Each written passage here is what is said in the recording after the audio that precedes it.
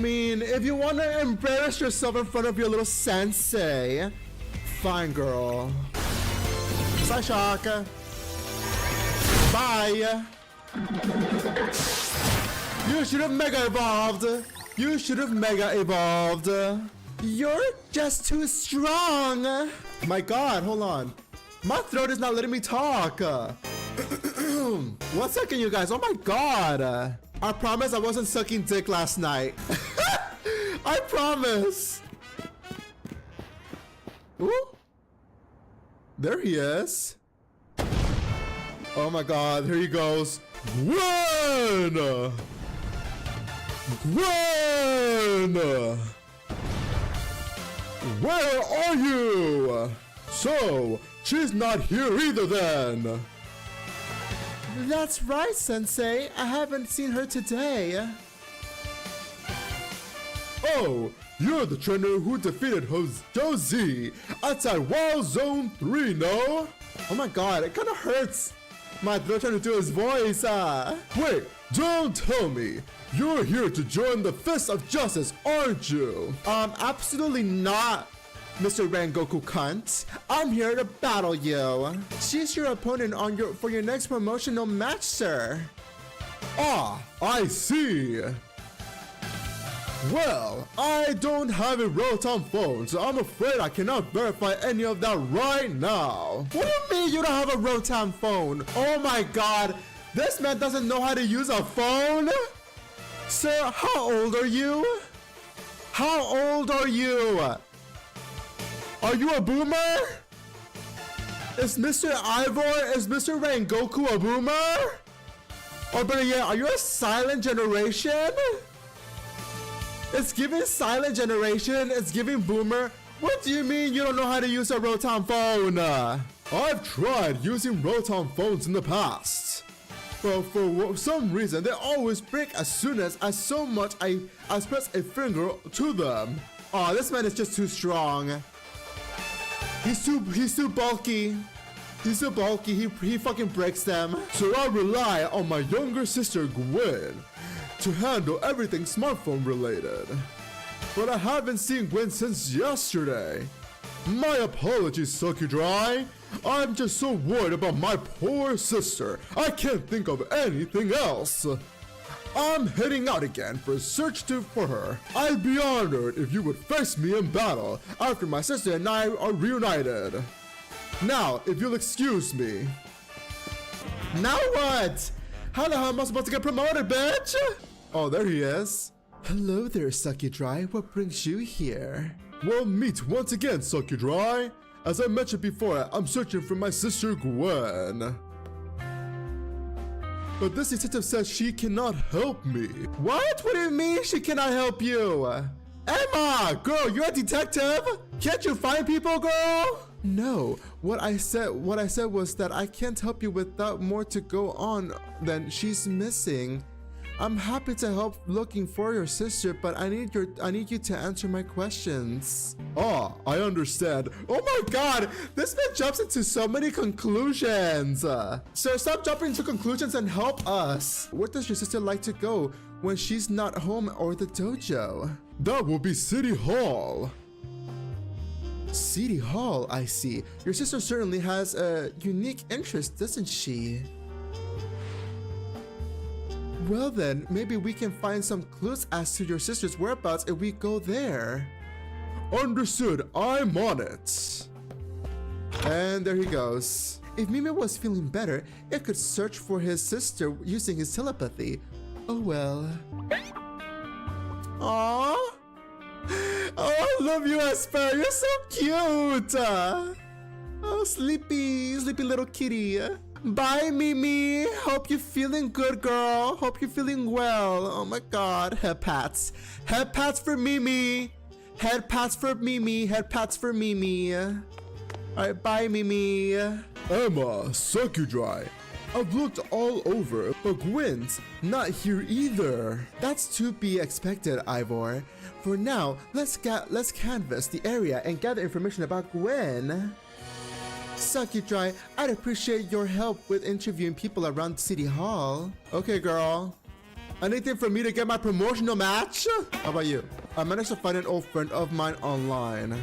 Girl, we don't got time for you to look for a trade on Grindr. This man is looking for a trade on Grindr, everybody.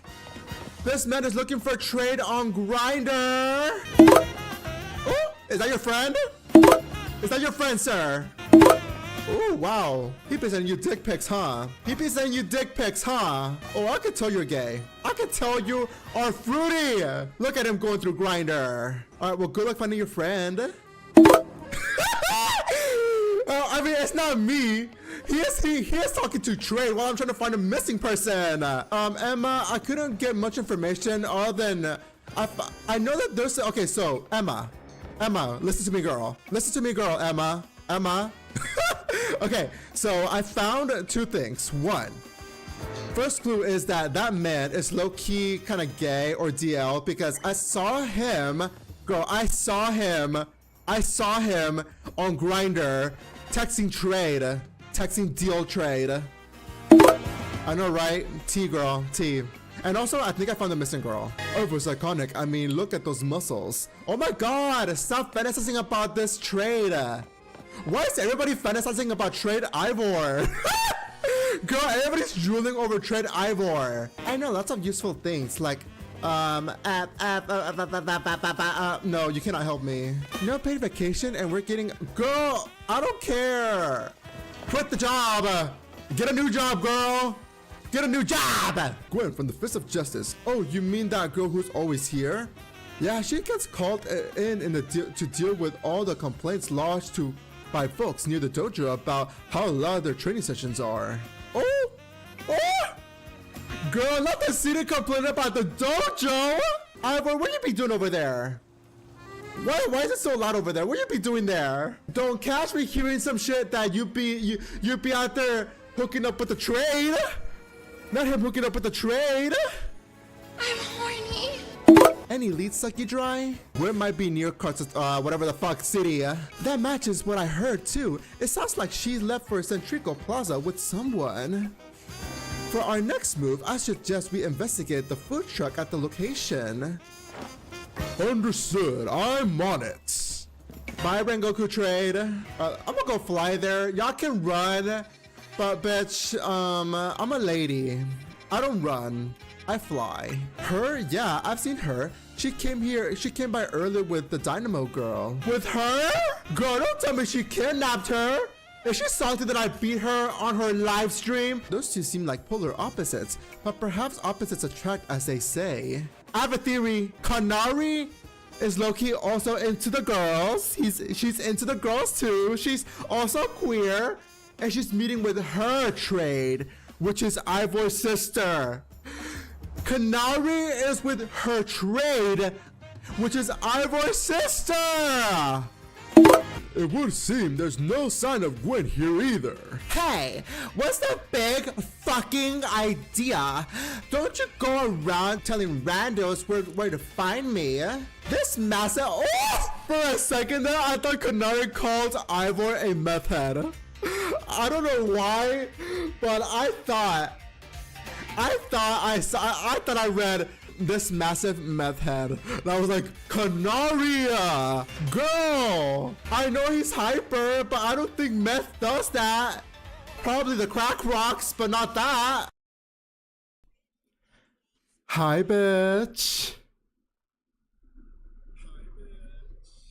Just want to make sure that everybody can hear me, girl. Just want to make sure that everybody can hear me. Just want to make sure that everybody can hear me. Okay, so it looks like everybody can definitely hear me, girl. Testing.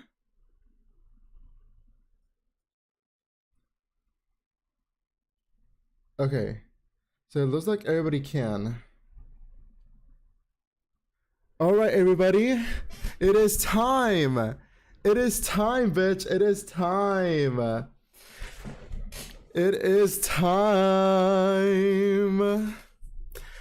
Alrighty. So, hello everybody. Welcome all. Welcome to episode 1 of PurrTV. Oh my god, I'm so excited. Oh my god. Hi, hello, bitch. Hi. Hello, everybody. Welcome to the very first episode of PurrTV. I am your host, m.kueenzel, but you can just call me Queenzel, the baddest pussy on the internet, on the interwebs. And of course, we got here my co-star, my beautiful bad bitch co-star right here, which is SpongeFlop. Miss SpongeFlop right here, girl. She is my co-star. Say hi to everybody, girl. Say hi to everybody. I don't know if y'all can hear that. Just want to make sure, because I know like she tends to sometimes only speak in, how can I say, she only tends to speak in soundboard in soundboard sounds. So once again, Miss SpongeFlop, say hi to the audience. Okay, thank you, girl. Thank you, bitch. Thank you so very much, Miss SpongeFlop. I greatly appreciated that. Now I do want to go ahead and get started with today's podcast. Now, this is going to be the very first episode of the podcast. So when it comes to, I guess we can start off with just introducing our. I guess I can give you like a little bit of a background, or like kind of like get to know me. Since it is the first podcast, I do want you guys to get to know me a little bit more. So once again, yes, I am Queenzel. I'm normally a streamer. I used to do a whole bunch of content since I used to do, let's just say, just so you guys can get to know me a little bit more, because I never really share much about me at all. So to get started, yes, I am a streamer, but of course, in reality, I used to start doing content since I was a teenager back in high school. I think I was like 15 or 16 years old whenever I started doing content online. I started off creating content on YouTube. Then at the time, whenever I was younger, you guys are gonna call me old as fuck, but back whenever I was younger, in early high school, it was like junior high through high school, but mostly freshman year was whenever I started doing content. There's a specific app. There's this specific app that used to be so popular back then that is called Vine. So yes, I used to do content in Vine. Now, what kind of content am I? You guys may be asking. Just a whole bunch of dumbass content, me trying to be funny and shit. Of course, since Vine stopped existing for some reason, the content is gone forever. And I remember that whenever that happened, like before it got deleted, I just deleted my entire content, because I'm like, girl, like the content that I had back then whenever I was a teenager, it was so cringe. It was so cringy. Like, I'm gonna be honest with y'all. The content that I created back whenever I was a teenager, it was so fucking cringy. I thought I was like quirky and funny and relatable, and it was just cringy. Like, I was such an awkward kid back then. Like, growing up, I was really shy, really awkward. I didn't really know how to properly talk to the camera, so it was just a hot mess. And of course, at that time, whenever I was creating content as a teenager, I actually signed up for acting classes as well, so I can get a little bit better in content and like hopefully one of these days become an actor, bitch. But of course, the acting part didn't really happen. It didn't happen because, girl, for one, I live in Texas. I don't live in LA. So, and plus I heard that the acting business is not the greatest, but who knows? Who fucking knows, bitch?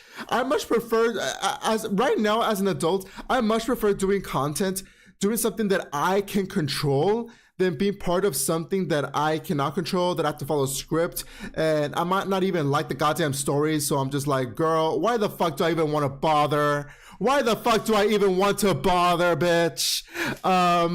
But yes, fun fact, I used to go into acting classes. So yeah, if you guys enjoy like the shitty voice acting that I do in Pokemon Legends ZA, thank my acting classes that I took.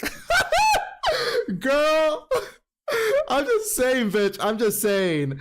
But yeah, that was that. Of course, once again, going back to like the stuff that I used to do back then, I used to do a lot of content online, on YouTube, from like skits, trying to become like a really popular YouTuber. And of course, I used to do, a lot of, how can I say? I used to do a lot of music as well. I stopped doing it because I do not want to do music anymore. And hey, bestie. Hi. I forgot to put chat on the screen because, girl, I'm a hot mess today. This is the first episode of the PurrTV podcast, and I didn't even put the fucking chat on screen. I'll put it next time, but bitch, once again, girl, like today has been messy. I showed up late as fuck because I fucking took a nap and I woke up like 30 minutes before the podcast started, and I'm just like, holy shit, I have nothing prepared. But here I am.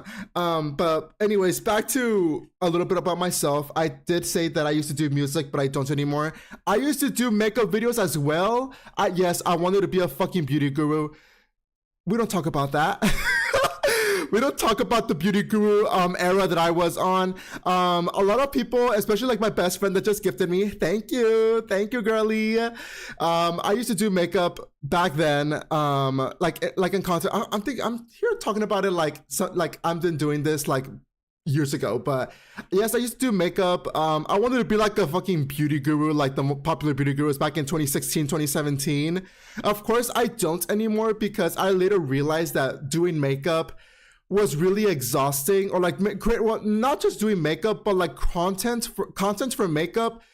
It really drained the shit out of me, but also I found it boring. I found it really boring to do. Like I got bored.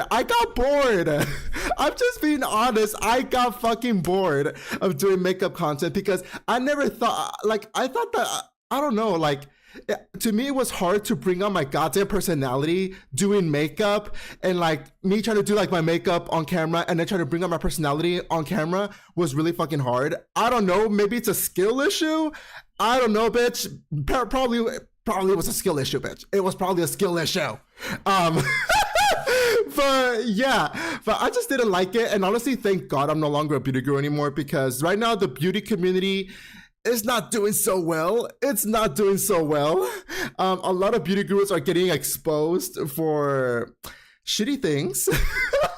For example, racism, misogyny, a whole bunch of shit people are getting exposed of in the beauty community. A lot of artists that I used to look up to, a lot of content creators that I looked up to, are later on, you know, not exposing themselves as who they really are. Jeffree Star.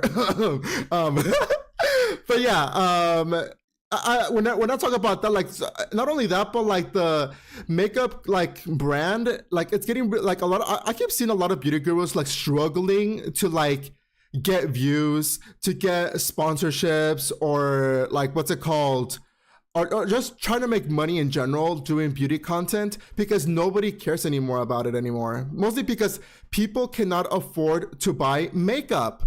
Nobody cannot afford it. Like, it's so expensive nowadays. Like right now, like the economy is not doing the greatest. But yeah, like I keep like, I understand it. I honestly do get it. And that's what, like, to me, like, I'm part of me, like, thank God I fucking left the fucking beauty community, because it was just draining, and it also looked toxic as fuck. Just like what's it called? In the words of what one of my favorite content creators, Breadman Rock, said once, the beauty community became really, really ugly, to the point where people in the beauty community just care about makeup. Like, not makeup. They only cared about money. They were being greedy.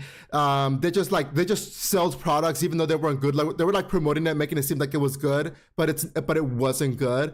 It was just like ugly. And I remember that Brendan Rock got a ton of shit for him just straight out saying that he's no longer part of the beauty community because it got really ugly. And I honestly agree with him. Like, I feel like the beauty community became a space where I feel like I didn't belong there, because I don't know, like, I cannot relate to neither of those bitches. I cannot relate to any of them. I'm a dork. I'm a nerd. And also I just freshly came out as trans, so definitely I'm not gonna be fitting in over there. But girl, but anyways, this is why I started becoming a streamer, because I decided to go back to my roots, and that is playing video games, being a nerd, a dork, like the outcasted dork that I am, and of course talking about anime, because girl, like, this is all I watch. This is all I read and watch and do in my free time. Anime, manga, smut. I'm talking about the yaoi, the yuri, the heterosexual smut. Yes. I'll be reading all that shit. I'll be reading all of it.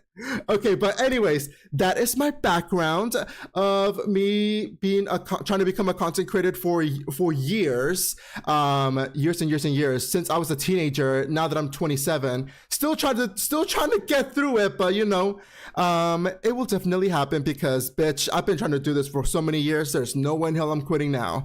But girl, okay, so anyways, now back to what I really want to talk about in the podcast and why I decided to create this in the first place.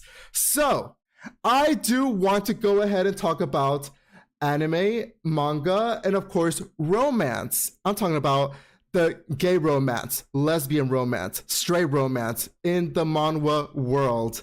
Yes, bitch. Now, the first thing that I'm going to go ahead and talk about is going to be, of course, the gay fucking smut. So the first one I'm going to talk about is Jinx. If you guys, okay, so I want to talk about Jinx first, mostly because hold on. I forgot to show this to TikTok. Hold on. There you go. All right, there you go, TikTok. Hopefully now you guys can see the actual cover of the BL story that I'm going to talk about today, and that is Jinx. Now, to anybody that has not read Jinx, let's just say if you are triggered to abuse, I'm talking about mental abuse, physical abuse, I don't recommend reading it. I do not recommend reading it.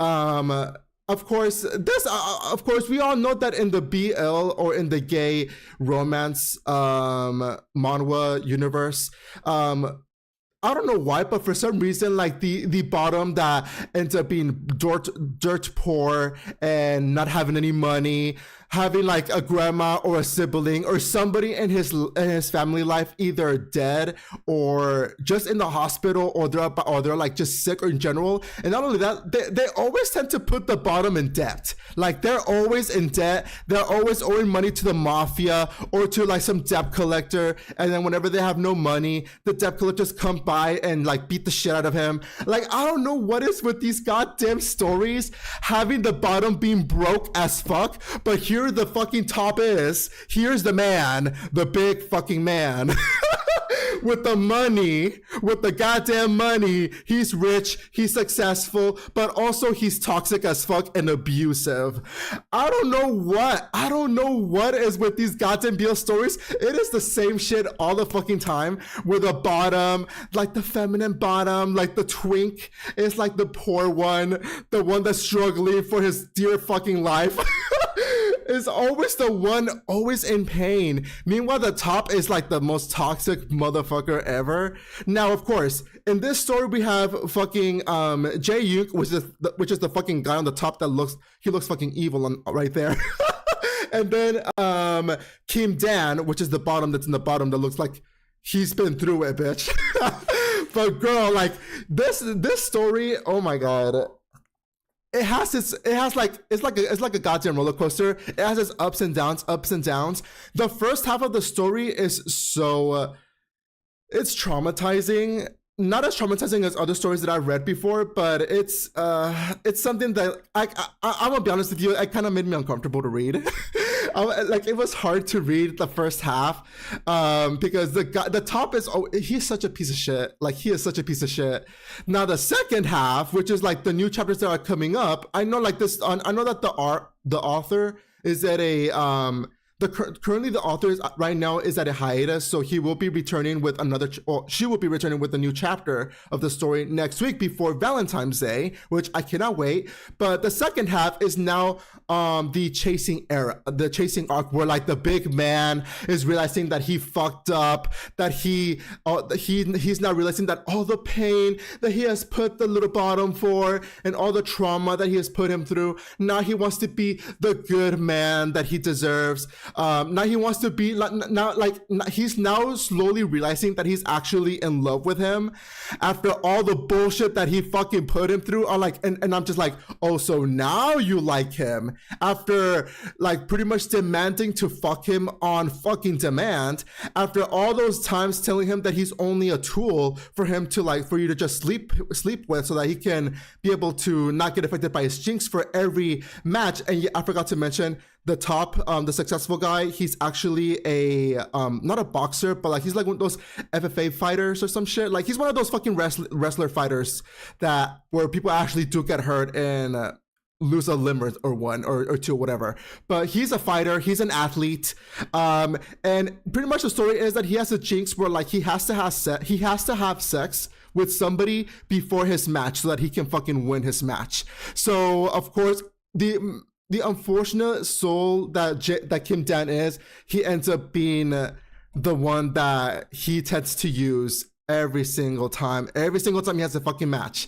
But of course right now it's in its arc where like he's in this arc where like he's pretty much chasing him and realizing that he's actually in love with him. But the last chapter, I like the fucking last chapter that it stopped, because now this top is now realizing that he is not good enough for him. He now realized he finally woke the fuck up and realized that he is not the greatest guy, that he does not deserve him, that he's a piece of shit. And yes, sir, yes, you finally fucking woke up and realized that you're not all that.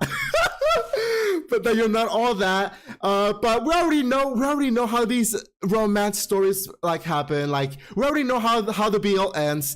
The bottom is gonna forgive him, saying, regardless of all the pain, all the abuse, all the times that you force yourself into me, like even though I told you to stop, but you still kept going, I still forgive you, because deep down I actually do love you as well. And I'm just like, come on, I need you to, because I know like in the middle of the story, he generally like started he generally like was just like giving the top Jae-yuk what he wanted. Kim Dan generally gave Jae-yuk what he wanted in the middle whenever like they kind of separated from each other, because Jae-yuk at that point just wanted to just fuck him again. But Kim Dan was kind of like in her what's it called, in her rebellious era, where she's like, nah, I'm gonna make you work for it. But of course he still like fucked him, but like he didn't like kiss him, he didn't do anything. And Jae-yuk got offended. That man got offended. That's whenever he started realizing that he has feelings for him. And I'm like, this dumbass finally knows that he has feelings. He finally fucking realizes it. Oh my god, this story is a roller coaster. It is something that I do highly recommend reading. But of course, in my future podcast, because this story is not over yet, the next chapter will be coming out next week. So in my next podcast, I will definitely start talking about it. So this is going to be one of the stories that I'm going to be talking about the most. I just wanted to give you guys a summary of what the story is about, so that I can keep you guys updated with the next chapter of Jinx. So that is going to be Jinx. The next one that I want to talk about is going to be the second BL story, which of course is called, hold on bitch, I'm trying to put on the it's going to be this one right here. I just put it in. I forgot what this story is called. I need to open up my my yaoi fucking textbook thing. Here it is. It's called Lucky Dice. Now this one is cute.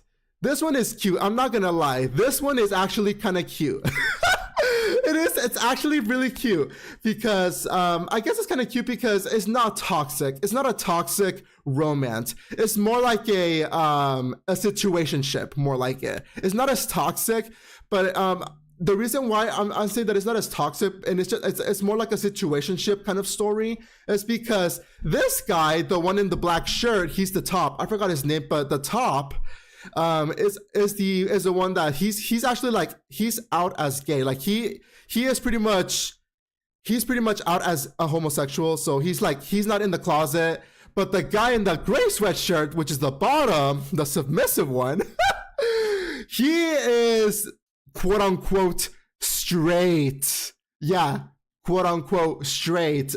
As if he is pretty much letting this guy fuck him, but he's still saying, but I'm not gay. I'm like, oh my god. I'm like, okay, it brings back memories to Joy Romantica, where like the little bottom is like, I'm not gay, even though this guy is fucking me and railing me, doing me in all different places, doing every single position in the fucking book. I'm not gay. I still like women. I'm still straight, and I'm just like, yeah, sure, diva. Okay, diva. Okay, diva. Okay, whatever you say, bitch. Okay, but this one is actually pretty cute. It's pretty new, so it's just a new story that just recently came out. But honestly, like these two have been. I lost count how many sex scenes were in the past few chapters that I read, because oh my god, these two been fucking all the time. The most recent scene is that these two doing it in the goddamn bathroom stall at their college campus, and I'm just like, girl, there's people around. These two did not give a fuck. These two did not give a fuck. I'm telling you right now, these two did not give a fuck.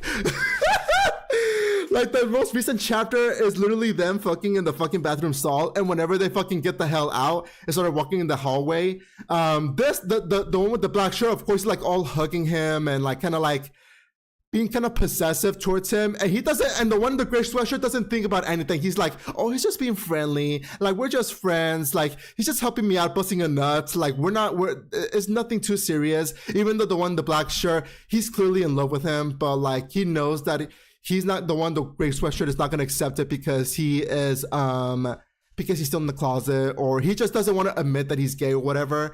But whenever like they were getting too close, there was like this other classmate that straight up saying like, stop hugging each other, that's gay. Like he was straight up being homophobic.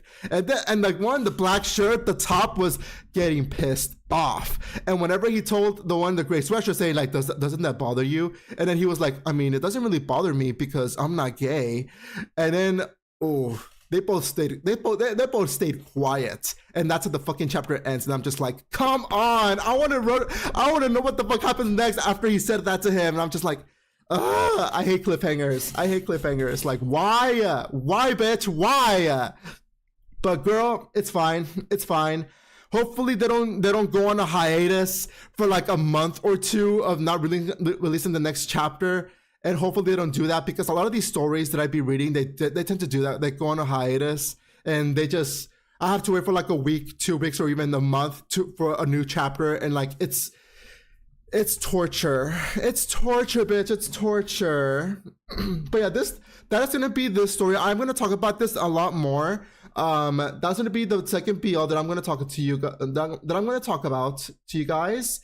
There is one more that I do want to mention that's going to be gay related. Let me try to find it real quickly, because literally, let me see here. Where is it? Is it this one? No, it's not that one. Is it this one? There it is. I found it, bitch. It's this one right here. Another athlete story, bitch. Another athlete story, bitch. Now this one is actually called High School Salty Heart. So it's pretty much about these two guys. Okay, now this one, to anybody that's watching right now, I don't know if you guys are familiar. with the Omegaverse. If you guys don't know what the Omegaverse is, let me explain to you what the Omegaverse is. The Omegaverse it's pretty much a world where guys can get pregnant. You heard me right. It's a world where guys can get pregnant. Did you hear me? Do you want me to repeat it again? Yes, it's a world that where a guy can get pregnant. They have a uterus, bitch, in this world. Not just the women have a uterus and they can get pregnant, but the men as well. Bro, I love a good Omegaverse. Bitch. I love a good Omegaverse. I'm just saying, I do love a good Omegaverse. I need to like talk about more about. I'm gonna talk about more Omegaverse stories in the podcast, but this one right here, I'm going to talk about it whenever chapters come up in the next episodes of PurrTV. Now, with this Omegaverse, I forgot his name. The one with the bluest sweatshirt. He's gonna now a little bit more about the Omegaverse. There's gonna be two types of guys. Like, you know, like how in a typical, like in real life, the man impregnates the woman because the man is the one with the dick. Okay, I need to stop. The man is the one with the dick and the woman's with the uterus. And you know, put them all together and you make a fucking child. Okay, girl. But in this world, pretty much there's two types of there's actually three types of individuals and each one of them has the similar role when it comes to a man and a woman having a kid. So picture it, there's going to be the alpha, the omega, and the beta. The alpha, of course, is the man that impregnates the omega. The omega is the one with the uterus. So we have an alpha and an omega, put them together and then make a child. That's how the Omegaverse works. Now the beta cannot get pregnant. The beta doesn't have any pheromones. He's just, think the beta as like the normal person. Like if you're a beta, you're just considered normal, I guess. You're just considered normal. You can't get pregnant. I don't know if you can get somebody else pregnant. I haven't read too much of the Omegaverse, but I kind of like to think the beta as the basic bitch of the world in the Omegaverse. But in this world, if you are an alpha, you cannot get pregnant, but you can definitely get somebody pregnant. If you're an omega, you have a uterus somewhere in your asshole, and yes, if you be fucking unprotected, you are at risk of getting pregnant. Pretty much that's how it works. That's how it works. That's how the fucking story works, bitch. That's how the goddamn story works. That's how the Omegaverse works. Now, so now the one with the great sweatshirt, the one on the left, his name is Chai Jin-woo. He is the omega. He's the one that can actually get pregnant. Now the alpha's name is Lee Tahin Taejun. Let's just call him Lee. The alpha, the one on the right, the alpha, his name is Lee. I cannot pronounce his last name, but his name is Lee. He's the one that, oh my God. Okay, so this story is Lee is the what's it called? The athlete that everybody fucking wants. He's like the hot guy, like, you know, like the big shot. The one on the left, the omega, which is like the one that could get pregnant, the one that was deeply hopelessly in love with the athlete Lee since they were in high school, and now they're in college and they're reunited, and he's been trying to avoid Lee for so long because he doesn't want his feelings to come back anymore because he's trying to forget him. But Lee, being the clingy alpha that he is constantly in his ass all the fucking time. Now, whenever I first read this goddamn manhwa, because this manhwa is also this story is also fairly new. A new chapter just released today, and I read it, and I'm going to talk about it as well, because I have it open up in my phone, so I want to talk about the new chapter that just came out for this one. Now, so just to summarize the story real quickly, Lee on the right, the alpha, he gave me fuckboy vibes. I'm only saying that because he was like I think in like the first 2 or 3 chapters, he was literally in the middle of fucking his side bitch. he was in the middle of pretty much doing the deed with his friends with benefits, Omega. And he's the type of person that he doesn't want to get into a relationship because he's an athlete, he's busy, he doesn't have time for this lovey-dovey romance shit. He's pretty much the fuckboy. He's pretty much a goddamn fuckboy. And whenever I saw that, I kind of got a bad vibe, and I'm just like, oh my God, why do these stories do this to me? Why do they have to have the Omega fall in love with the goddamn fuckboy, with the I would say a womanizer, but it's more like a manizer, or whatever the fuck you call it. Pretty much a whore. Girl, I'm like, are you kidding me? Like, why do you have to fall in love with this asshole? Like, you know damn well that all he cares about is just fucking whoever he wants to fuck, and that's it. I'm like, ugh, man. Like, oh my God, like, I'm telling you, like, bitch, I'm telling you, like, why y'all doing that? Why is these stories always do this to me, where they have to have the goddamn Omega fall in love with the goddamn fuckboy that I feel like he doesn't really give a shit about him. But as I got more into the story, as I read along, I'm slowly, now I'm not gonna sit there, I'm gonna fully change my mind about Lee being a fuckboy. I'm gonna sit there, I'm slowly, keyword, slowly changing my mind on Lee. I'm only saying that because Lee is slowly showing hints, especially in the new chapter, showing hints that he is secretly in love with him, but he doesn't want to admit his feelings towards the Omega, the one on the left, because he doesn't want his friendship to change. Which, I don't know how to feel about that. I don't know. I've never been in a relationship before, but from what I've heard, whenever you have feelings with a friend, and you don't want to you don't want to admit it because you don't want to change things or like change like your relationship with your friend, especially if you're like best friends, if you don't want to change that, I feel like you automatically getting feelings towards them, the relationship's gonna change regardless, because you're gonna start being possessive. You're gonna start being possessive. The thing about the Omegaverse as well is that these goddamn Omegas and Alphas, they release something called pheromones. Pheromones. They're like goddamn werewolves, bitch. And when I mean what are pheromones, like literally, when an Omega has, you know, like how women have like periods and like have their monthly period. Now in the goddamn Omegaverse, they have a cycle that's similar to a period, but not really a period. And it's kind of like, this is the one thing that I hate about Omegas, is that they have a cycle of them being in heat. So pretty much like what a dog and a cat have, what animals have whenever they're not neutered or fixed. They go into a heat cycle once a month, and they're like releasing pheromones. They're like acting all down and bad. Like they're like, bitch, they're like, I need some dick. God damn, I want some dick. Like, anybody out there, is there any alphas? Come here, I'm open and ready, cause girl, I need some goddamn dick. Like, girl, like that's how alphas are in the Omegaverse. Like they get into a heat cycle. Now, of course, most of the time, Omegas do not want to get into this heat cycle because they could get into a lot of trouble.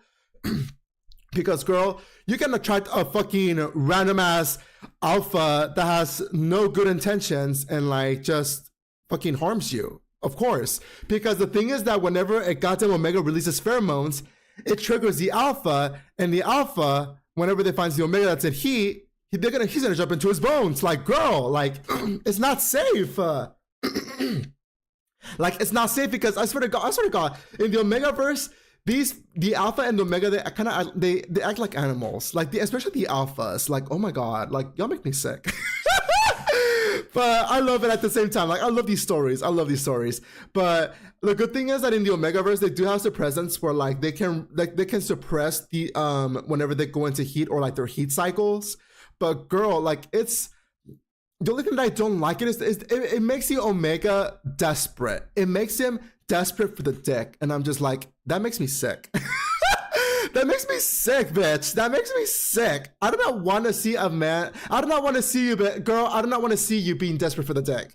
Come on, bitch. You can do better than that. Like, quit being desperate, bitch. But you know what? I cannot blame them. In the Omegaverse, they cannot control it. It's a heat cycle that they are cursed upon once a month, just like a period. Like, it's a curse, I guess. But whatever, bitch. Pretty much. Okay, so now, back to the actual story, now that I finished kind of explaining a little bit more about the Omegaverse. In this story right here, the most recent chapter, these two were about to do it. They were about to do it because just want to like do a little bit of recap. They're in a situation where they're both forced to do it now because the one on the left got accidentally drugged by one of the enemies of the athlete, because the athlete does have enemies. Like, there's people that definitely want to get him. So the drugs that they try to inject into the alpha on the left, Lee, they accidentally gave it to the one on the right, the Omega, and the Omega cycle got all types of fucked up. Like his pheromones, his goddamn got all types of fucked up where to the point where like he had to go to the hospital. And whenever the nurse or whenever the doctor tested both of them regarding what the fuck is going on, why they're acting all crazy because of their goddamn pheromones, it was due to the drugs. And now, all because of that shit, the doctor recommended them that they have to fuck every single day so that they can regulate their pheromones. And it's just like, what the fuck? I'm like, what the fuck? They're both forced to fuck each other to like their pheromones or like their fucking hormones go into like a regular level now. Like the fuck, girl? Like what? Excuse me? Like, girl, I was like, it was crazy. It was really, really crazy. But yeah, so long story short, they have to fuck now. They have to be fucking now. And of course in the most recent chapter that came out today, that's exactly what they were about to do until a phone call came up, and apparently it's from the other friends with benefits that Lee has that's been calling him. And I'm like, of course the side bitch calls. Of course the side bitch be calling right whenever they're in the middle of them doing the deed.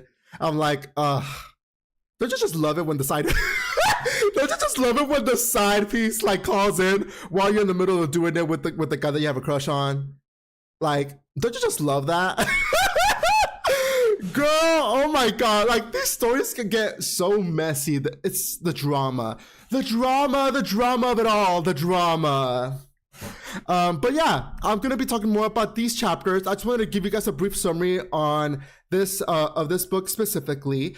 Of course, that is all for this specific chapter for the BL manhwa. Now, of course, I did mention to you guys before in the past that I did definitely wanted to talk about Yuri, which is lesbian love romance, and also heterosexual romance. I'm gonna talk about that too. Of course. I do not want to leave you guys behind. Now, the one that I'm definitely want to talk about, let me pull that up real quickly. Bitch. Let me talk about the lesbian one. Where is it? It's going to be called, this one is called The Drunken Boss. This one's going to be called The Drunken Boss, and here it is. Now, this one. Now, I've never read lesbian romance. I'm gonna tell you guys right now, I've never read lesbian romance. It's the first time that I've ever read anything lesbian related, or GL or Yuri.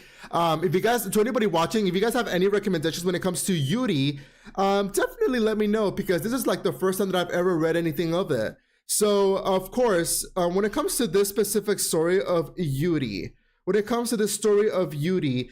the Drunken Boss, we have the blonde girl right here on the we have two characters in here. We have the blonde girl, and then we also have the one on the left. I forgot her name. So I'm gonna tell y'all guys their name. The blonde one is called Yisel. I'm gonna just call her Yisel, just to make it easier to say. So her name is Yisel. She's like the snotty rich girl that gets everything that she wants. She spends her money on everything, and she be fucking anybody, and she be fucking any girl that she wants. Like, she's like a whore. Like, she's like absolutely. I like her because she has a hilarious ass personality. And I cannot help but stan her. Like, I love her. But she's such a whore. I love her. She's pretty much a snotty rich girl that just be fucking anybody. Only girls though, because she's only into women. Of course. And there was a scene in the story where like a guy was hitting on her. Guess what this bitch said? Guess what Yisel just said? She should have told him, loose that dick of yours, and then we can talk.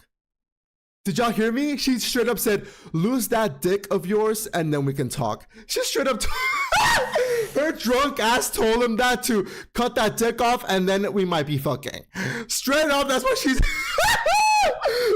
straight up told him. And I was like, girl, I love that. I was immediately gagged whenever she said that. I'm like, I can't with this bitch. Okay, and of course, the other main character that I do want to talk about, her name is Kang Sori, which is the one on the left. Sori is actually Sori is pretty much, she's just to summarize who she is. She's the love interest of Yosel. Of Yoisel. She is actually so sorry, she's actually like a country girl. She's like from the country. She doesn't know anything about the city. She just moved into the city, trying to get a new job. So whenever she was trying to find a job, so the thing is about Yusel is that Yusel got cut off by her mother, because she was spending a lot of her money. She maxed out her credit cards all the time. So her mom cut her off whenever she found out that Giselle decided to be reckless and bought a bar that was about to close down.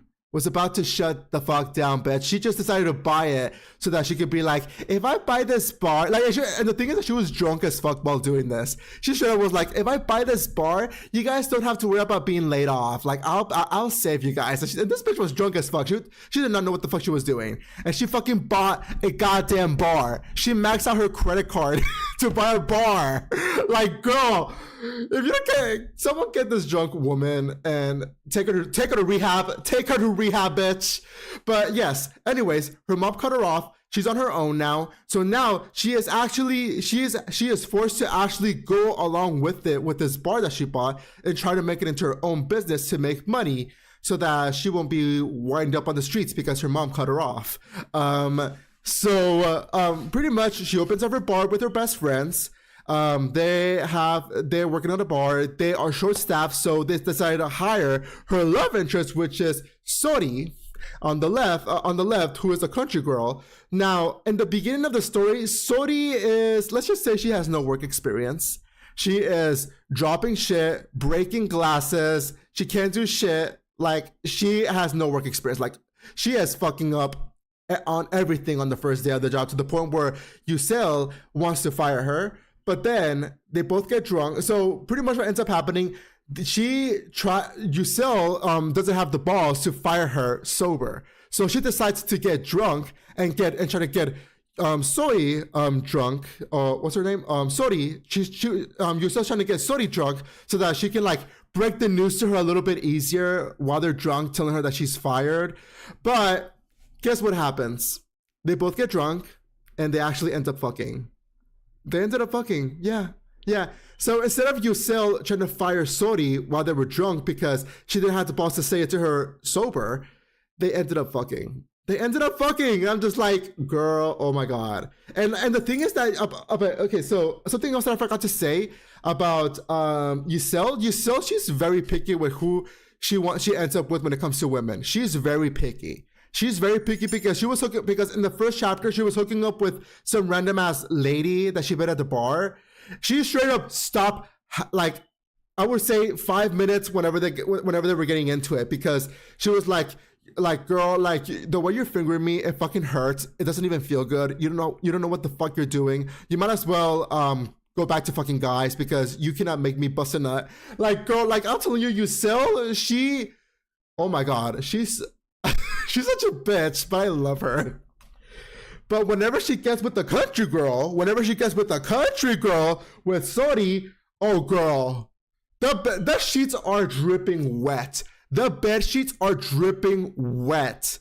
She was like, oh my god, I've never felt this before. To the point where, like, she's becoming really clingy towards Sori. She's trying everything in her power to make sure that she falls, like, that she sleeps with her again. But Sori, the country girl, she was like, boss, I know that we hooked up one night on my first day on the job, but can we forget that this ever happened? Because at the end of the day, we were both drunk, and Yusel does not like that. Yusel does not like that at all. So that's where I'm at right now. I just started reading this chapter, so I'm still reading it. I will keep you guys updated regarding the new chapters that I am reading regarding this romance, My Drunken Boss. But yeah, that's gonna be the only Yuri that I'm reading, because once again, I'm barely getting started on reading lesbian romance Yuri. So if you guys have any recommendations, please let me know, bitch, because I would love to read them. Now, the next one that I do want to talk about real quickly, now it's going to be heterosexual romance. Heterosexual romance that I want to scheme through real quickly, that I want to talk about.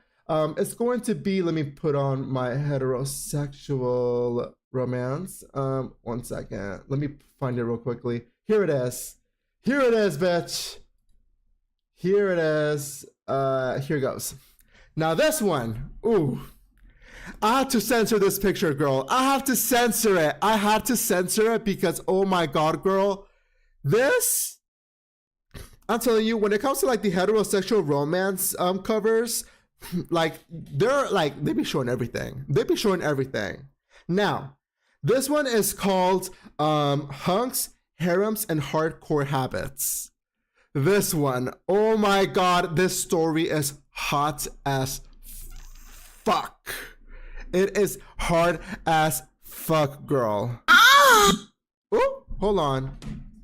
My headphones died on me, bitch. Hold on, bitch. I don't know why that's my TV sounded that. Hold on. I don't know if you guys heard that, but anyways, this romance is hard as fuck. Ah!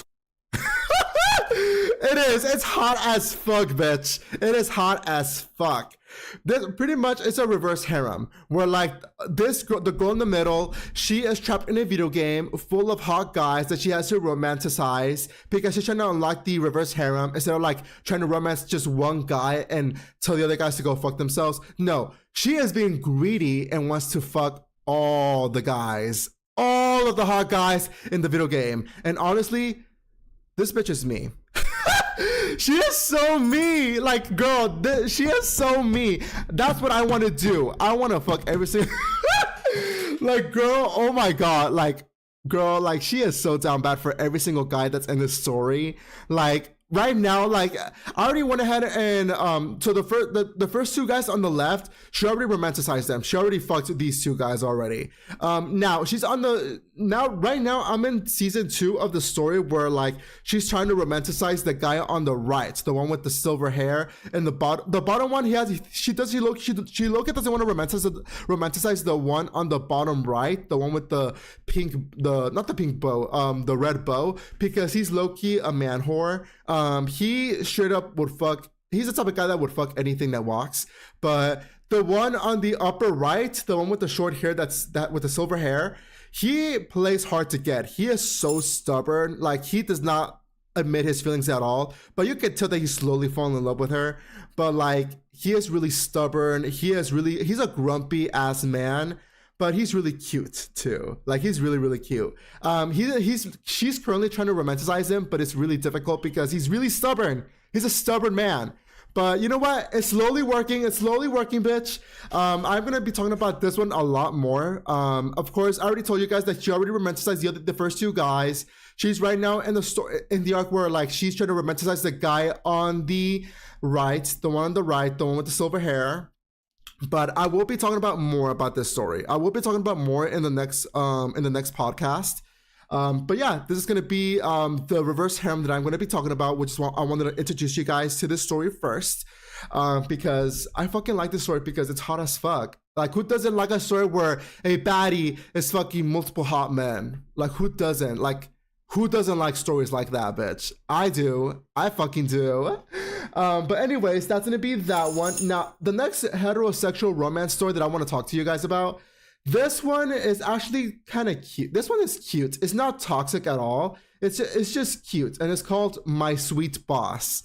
Now, this one I feel like it's like the typical, like, I'm not gonna say like it's like the vanilla I would say like it's the vanilla version of 50 Shades of Grey. I'm only saying like it's like the vanilla plain version of it because it doesn't involve like kink. It doesn't involve like friends with benefits or anything of that sort. Like, it's literally like these two are slowly falling for each other. Like, the guy, of course, the man is the CEO, the woman is the employee. Typical basic ass romance office story that everybody fucking knows. Like, there's a million of stories like this. There's millions of them. But this one is my first heterosexual manhwa that I read, and it's really cute. I actually like it. So pretty much what ends up happening in this one, the girl, she was actually engaged. She was not engaged. I think she was in a long-term relationship with her boyfriend that they were actually coworkers. But what ended up happening is that her boyfriend cheated on her with her ex-boss's daughter, And they announced that they were gonna get married. And like, girl, like this girl, I'm telling you, like her ex just met this other woman for like about a week or two, and now they're engaged. And of course, the female protagonist and the story, she is heartbroken, so she decides to go on a vacation, quit her job, go on a vacation, to get her mind out of like her depression era, to her ex just cheating on her, and out of nowhere getting engaged with some random woman that she just met. Like, girl, like I feel bad for her. Like she was going through it, but then she meets this guy, the male love interest, which is actually a CEO of a company. So the thing is that whenever they both meet, this guy is also on vacation. The CEO man, is also on vacation, bitch. He's also on vacation in his little beach area. Like I don't know what it is. It's like a villa, like a beach villa that he owns, that he bought, that was abandoned. So he just bought it because he's rich. He got money like that. He could buy property, whatever property his heart desires. But the property that he bought was actually an old hotel that the female protagonist did not. She thought that the hotel was still open. She did not know that the hotel was out of business and was bought by this guy. So she thought that the guy, the CEO man in the story, was actually just the owner of this hotel that's still open, even though it's not open. He just owns the property and just lives it and just stays there on his vacation whenever he feels like it. So the guy sees, of course, the female protagonist fine as fuck. Like he kind of like falls head over heels for her. So he's like, you know what? I'm gonna pretend that I'm the fucking boss of this hotel, and I'm gonna tell him like, yeah, girl, come on in. We have a room for you, girl. Yeah, we have a room for you to stay. And you know, they stayed together in the same building for about a week or a couple of weeks. I forgot, like for a good minute though. And then little did they know, they ended up fucking a lot. But then, like, out of nowhere, after they finish fucking, like, she straight up just leaves without a notice. She didn't even told the fucking CEO that she was leaving, so she just straight up left the fucking hotel and just went back home to start over with her life, to get a new job, and just start over. Like, she moved out of her old apartment, she moved into a new apartment away from her ex, and you know, just she wanted to start a new life. She wanted a new job, so that's what she did. She got a new job, and plot twist, the new job that the female protagonist in the story ends up being the company that the guy in the story that she ended up fucking at the villa, he is actually pretty much her boss ends up being the guy that she fucked in the villa, pretty much. So and then whenever she finds out, she tries to quit, but the guy's not letting her. So she decides to stay. And now she has to deal with her having feelings with a man, which ends up being her new boss. So that's pretty much the story. I know that the most recent chapter, they ended up fucking at a hotel again. Now I don't know if they're gonna if they're gonna actually like get into a relationship or not. They just straight up fucked and that's it. But it's really cute. I will talk about more about this chapter later on because I'm still reading it. It is fairly new. So yeah, I will definitely be reading this chapter. I will be reading more into it. I will be giving you guys updated for the next PurrTV podcast. Now, the next thing that I do want to talk about, of course, is for the first, since the first episode is just me pretty much giving you guys like an introduction of what I'm going to do. I'm going to be talking about yuri, yaoi, heterosexual BL romance. And of course, I'm going to be talking about regular anime and regular manga. Like, I'm talking about like the regular shit that's popular nowadays. Now, of course, I'm going to be talking about, of course, Chainsaw Man. It is one of the top manga and slash anime that I am so in love with. I love the story so much. I will be talking about Chainsaw Man. I know that the most recent chapter it's pretty much the War Devil going against Chainsaw Man. They're pretty much at war right now. So I know that in the most recent chapter for Chainsaw Man, she pretty much it's a long explanation. It's a long explanation when it comes to Chainsaw Man. So to anybody that has not read Chainsaw Man, the chapters are free online, so I highly recommend people reading Chainsaw Man because I definitely want to talk about this more in the future. Because I know that in the most recent chapter for Chainsaw Man, Yoru, pretty much the War Devil, is trying to kill Chainsaw Man and turn him into a weapon, so that she can like take over the world or whatever the fuck. She wants the entire world to be at war and never die and just be in an endless war so that she can continue to get stronger. That's what Yoru the War Devil wants. So I know in the most recent chapter, she ended up getting hurt because, okay, long story short, regarding the War Devil. The War Devil is now in full power because now the atomic bomb or nuclear weapons are now back in existence, all thanks to, you know who, America. All thanks to America, nuclear weapons are back, so now she's at full power. So she pretty much now she's at, not that the War Devil is at full power, she pretty much wants to fight Chainsaw Man to be able to claim the world, but also claim him because she wants to turn it into a weapon so that she can control Chainsaw Man. That's her goal. Her goal is to pretty much just kill Chainsaw Man and turn him into a weapon. That's what the War Devil wants. So, of course, since she's now in full power, and all thanks to America, pretty much what she ended up doing is that she ended up doing the same thing as what Makima did. Because Makima in part 1 of Chainsaw Man, she pretty much ended up creating a contract with the Prime Minister of Japan. So like every attack that she gets, or every fatal attack that she gets, it gets returned or reflected to a random Japanese citizen so that she can stay alive. Now Yoru, what she did, she ended up doing a contract with the governor of California so that every attack that she receives, or any fatal attack that she receives from somebody else, it gets reflected to a random US citizen in California. So instead of her dying, a random citizen in California dies. So pretty much that's the contract of the War Devil. She pretty much made a contract with the governor of California to make sure that she doesn't die, pretty much. But in the most recent chapter, she accidentally crashes because she was driving a motorcycle to try to run over Chainsaw Man to try to kill him, because Chainsaw Man was already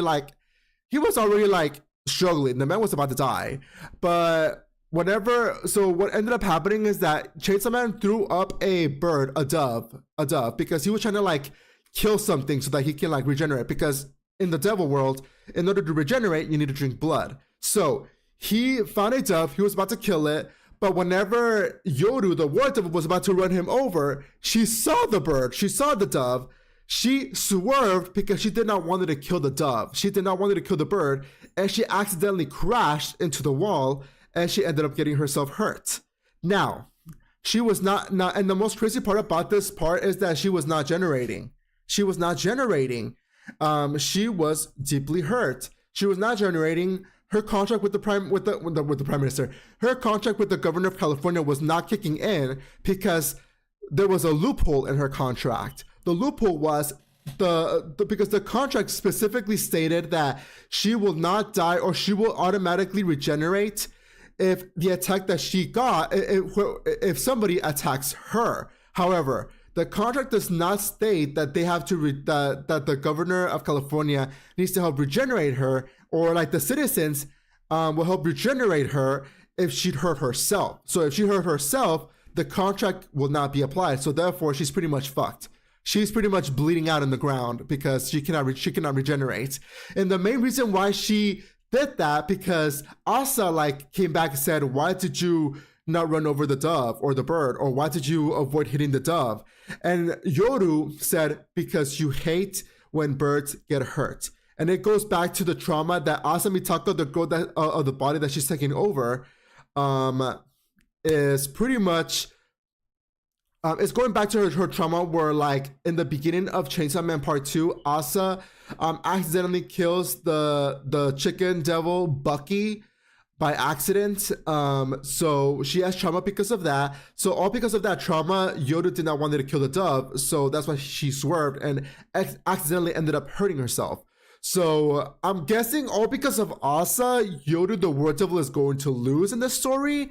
I don't know what's gonna end up happening, but I will be keeping you guys updated regarding the War Devil, and pretty much what ends up happening in the next chapter of Chainsaw Man. Now that's gonna be Chainsaw Man.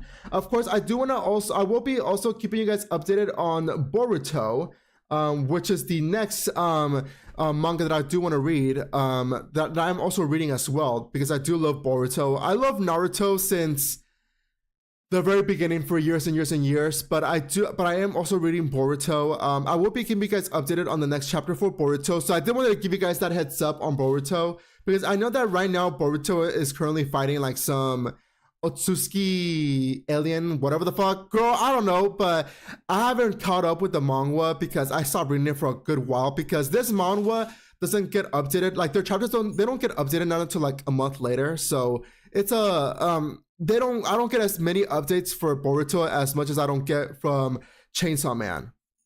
So I do want to let you guys know that I will be reading Boruto, definitely Boruto. Now, I don't want to talk about too much about Boruto because a chapter hasn't came out yet and I'm still trying to catch up with it, but I did want to bring that up to you guys that I will be reading Boruto. Now, and of course, I am going to be talking about also anime, new episodes of anime. I haven't caught up with any of them yet, so I do not want to talk about them right now on stream. So, as of right now, I'm just giving you guys the first episode of this podcast is pretty much just me giving you guys a rundown of what I'm reading and what I'm gonna catch up with you guys later on. So the next podcast is gonna be a little bit more organized because today is a complete mess when it comes to my podcast. It is the first episode. Give me a fucking break, bitch. But yes. Now, before we end this podcast, I want to end this podcast with something totally different, something that I do want to do on every single week, because I kind of like, I don't know if you guys have ever watched, or like if you're Mexican or grew up Hispanic, if you ever watched El Gordo y la Flaca or Despierta America or whatever back in the day. You know, I don't know if you guys remember this what's it called, this astrologer. He was a gay man. I don't know if he was a man or he was just non-binary, but it was a gay man. He had blonde hair. He would always like show you guys like the tarot cards, like your astrology sign. He would tell you like what's gonna like bring to your, what's gonna be the future. What does the future bring to you, to the viewers? Like, I forgot his name, but I remember watching him as a kid. And oh my God, I loved it. I love this story so fucking much. I loved it so much. Like, not his story, but I love his, whenever he comes in on TV, whenever I was growing up, because he will always talk about the future. He will bring up his little tarot cards and read to you guys like the future, or what's gonna happen this week or this day, or what's gonna be what's your astrology sign, and what is gonna come up in the future for your zodiac sign. Oh my God, I love this man. Like, I remember watching him like whenever like the thing is that I forgot what show would he debuted his like astrology. I don't know if it was Gordo la Flaca or if it was what's it called, Despierta America. I forgot what it was, but I remember, I have such a good memory of it growing up as a kid. And I loved it. I fucking loved it. I'm gonna do that for this podcast. Like, before we end every podcast, I do want to go ahead and pull a card for you guys. Now, since I'm gonna pull up a card, I feel like it's best to for me to be able to show you guys my my astrology outfit, and here it is. Here is my astrology outfit, bitch. Hello, everybody. Today I'm gonna be reading to you guys your cards. So for this week's card for you guys, I do want to go ahead and open up a card for you guys real quickly. So I did went ahead and already drew a card for you guys for the future. I already went ahead and drew a card for you guys in the future, and I want to read that to you right now. So Your card for this week is going to be, let me pull it up real quickly. Your tarot card for this week is going to be the Ace of Pentacles. If you guys don't know what the Ace of Pentacles is, bitch, it's about money, bitch. So for this week's card, I pulled the Ace of Pentacles. So that just tells me, girl, whoever's watching this podcast, you're about to get money. I don't know if it's gonna be because of your taxes or a bonus from your job, but bitch, you're about to get money, or I don't know, maybe trade is gonna hit you up and get you some money, bitch.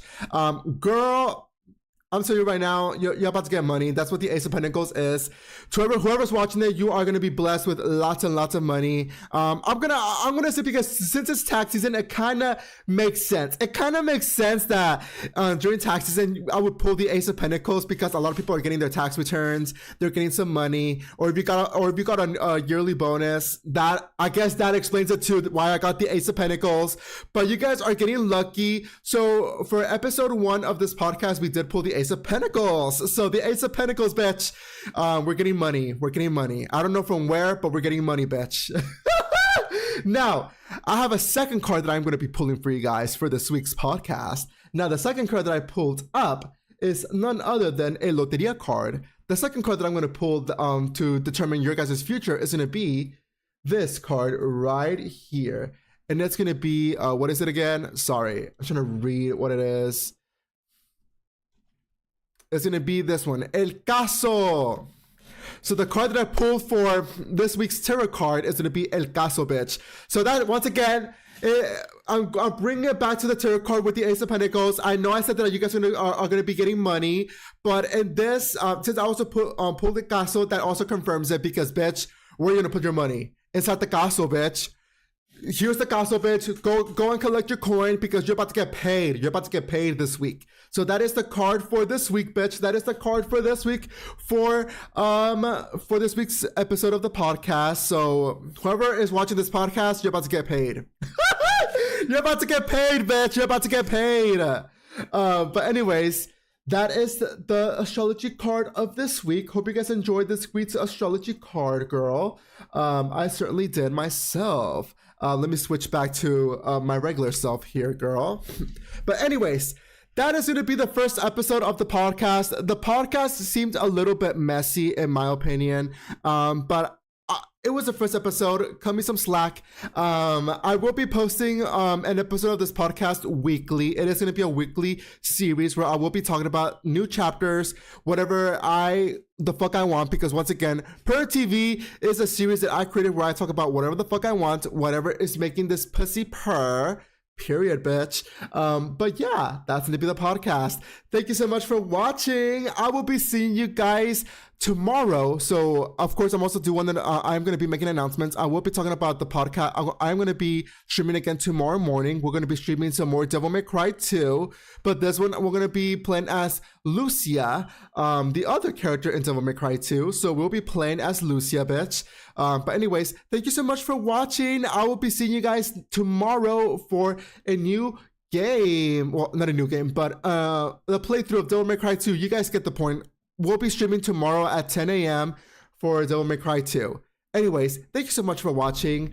Thank you so much for watching the first episode of this messy ass PurrTV podcast, bitch. I promise the next episode is going to be a little bit more organized. But thank you so much for watching. I will talk to you guys next time. Bye. Malamar.